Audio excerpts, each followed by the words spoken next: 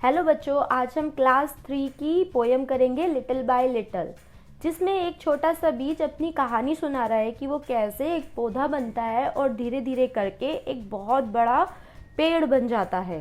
तो चलो अपनी कविता शुरू करते हैं। Little by little an acorn sat as it slowly sank in its mossy bed. I am improving every day, hidden deep in the earth away. Little by little, each day it grew. Little by little, it sipped the dew. एकॉन बोलता है कि मैं धीरे धीरे करके bed में समा जाता हूँ, लेट जाता हूँ। जैसे हम अपने बेड में लेट जाते हैं, आराम करते हैं, वैसे ही वो मिट्टी की जो बेड होती है उसकी ज़मीन के नीचे उसमें समा जाता है और वो धीरे धीरे करके इम्प्रूव करने लगता है, दिन पे दिन बड़ा होने लगता है, ज़मीन के नीचे ही छिपा रहता है और बढ़ने लगता है। Little by little each day it grow, और धीरे धीरे वह बढ़ता जाता है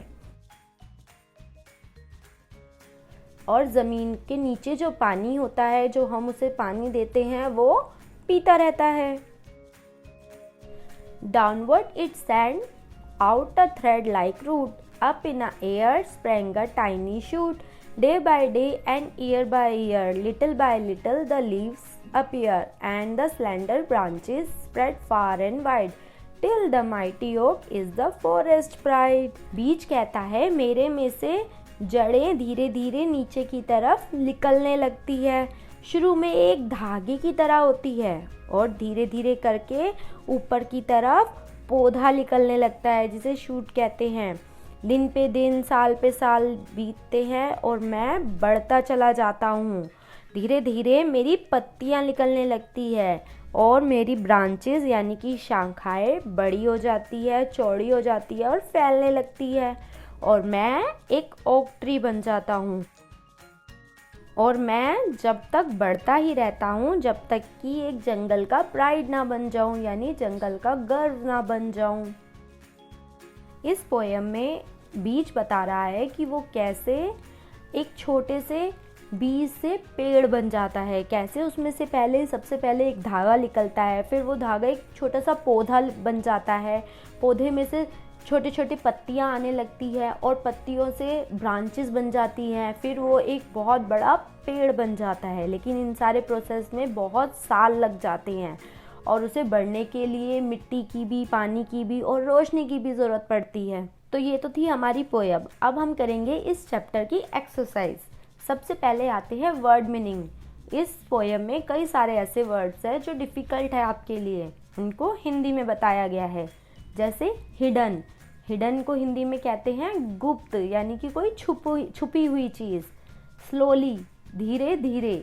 डाउनवर्ड, डाउनवर्ड का मतलब होता है नीचे की तरफ। स्लेंडर, स्लेंडर मतलब पतला। माइटी, माइटी मतलब ताकतवर। ब्रांचेस, ब्रांचेस को हिंदी में कहते हैं टहनियाँ। प्राइड, प्राइड होती है गर्व। इम्प्रूविंग, इम्प्रूविंग मतलब सुधार। सिप्ड, सिप मतलब हम पानी सिप करते हैं ना, घूंट भरते हैं, पानी का घूंट भरना, धीरे धीरे पानी पीना। शूट, शूट मतलब नया पौधा, छोटा सा न्यू बॉर्न प्लांट, यानी अभी अभी थोड़ा सा बड़ा हुआ पौधा। बच्चों, अब हम आते हैं इस चैप्टर के क्वेश्चन आंसर पे। Name the tree that the acorn grows into. इस पोयम में कौन से ट्री के बारे में बताया गया है जो बढ़ रहा है? ओक ट्री के बारे में। What things does a seed need to grow? Seed को बड़े होने के लिए किन किन चीज़ों की ज़रूरत पड़ती है? किन किन चीज़ों की ज़रूरत पड़ती है अभी मैंने बताया था।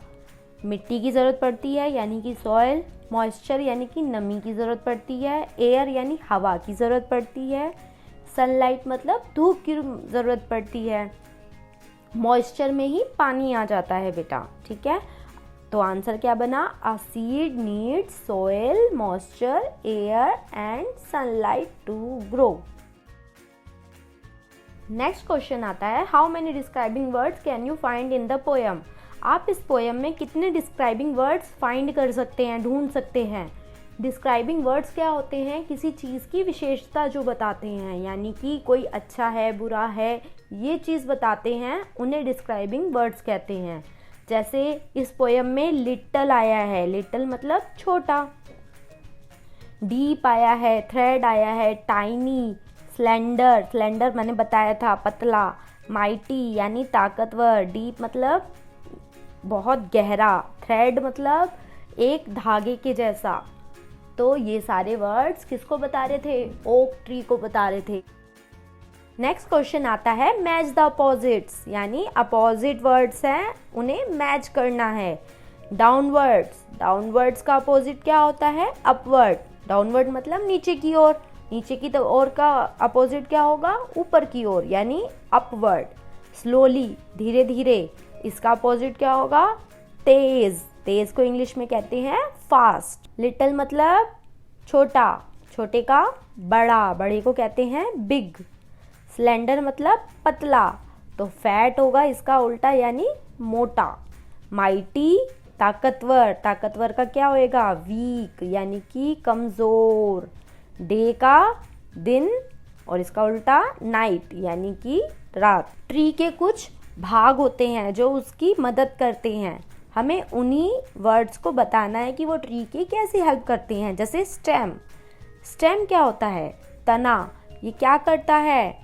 It helps the tree to stand upward, सीधा खड़ा रहने में पेड़ की मदद करता है। बाक, बाक होता है outer covering of a tree, जो बाहर से ट्री को कवर करे रखता है, उसे बार्क कहते हैं। लीव्स यानी पत्तियां, green leaves prepare food for the tree, जो ये लीव्स होती है वो खाना बनाने में ट्री की मदद करती है। ब्रांचेस, ब्रांचेस क्या होती हैं? शाखाएं। An arm like part of a tree that bear leaves, शाखाओं पर पत्तियां उगी होती है और ये ट्री की हेल्प करती हैं। Twigs, small shoot growing from a branch of a stem, twigs होता है जो शाखाओं पर छोटे छोटे छोटे छोटे रूट्स, छोटे छोटे पौधे निकल आते हैं, डंडियाँ सी निकल आती है और उस पर पत्तियाँ निकलने लगती है, वो ट्विग्स कहलाते हैं। रूट, रूट मतलब जड़, जड़ बहुत ज़रूरी होता है एक पेड़ के लिए। क्यों? क्योंकि वह है उसे ज़मीन की मिट्टी से दबाए रखता है, यानी हिलने डुलने नहीं देता। तेज हवा आती है तो रूट, जड़ें मिट्टी को जकड़े रहती है, जिससे पेड़ उड़ नहीं पाता, गिर नहीं पाता। और ये रूट ज़मीन के नीचे होती हैं, कभी भी आपको जड़ें ऊपर नहीं दिखती, नीचे दिखती है ज़मीन के, और नीचे ही बढ़ती हैं। शूट, अ यंग ब्रांच और a new plant growth of a plant, shoot होता है जब एक छोटा बीज फूटकर एक न्यूबॉर्न प्लांट बनता है, पौधा बनता है। तो बेटा ये थी हमारी पोयम लिटिल बाय लिटिल। आपको ये पोयम और इसके क्वेश्चन आंसर अपनी कॉपी में लिखने हैं और उन्हें समझ के याद करना है। अपना ध्यान रखो बेटा, बाय।